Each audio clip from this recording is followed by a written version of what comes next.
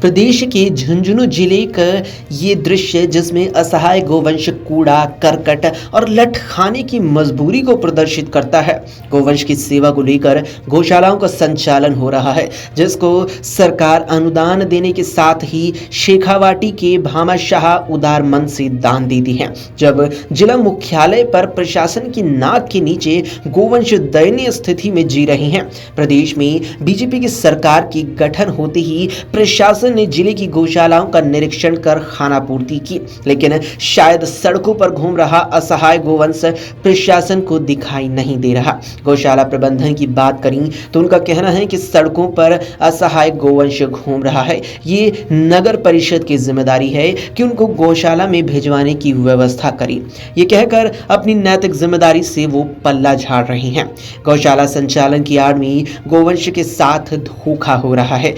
गौसेवक के रूप में खुद को महिमा मंडित करने की खबरें बहुत देखने को मिलती हैं, लेकिन यथार्थ के धरातल पर गोवंश की दुर्दशा इस दृश्य से देखकर लगाया जा सकता है।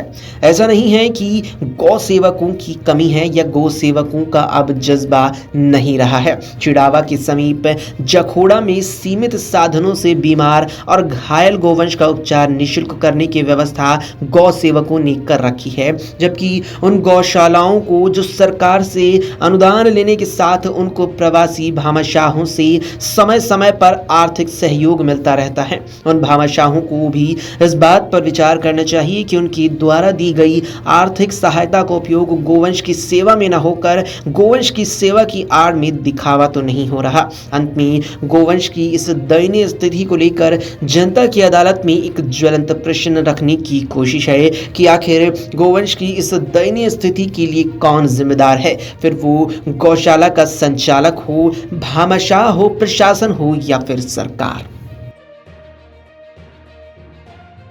अगर आप ये वीडियो YouTube पर देख रहे हैं तो हमारे चैनल को सब्सक्राइब करें और बेल आइकन को दबाना ना भूलें। अगर आप Facebook पर ये वीडियो देख रहे हैं तो हमारे पेज को लाइक करें।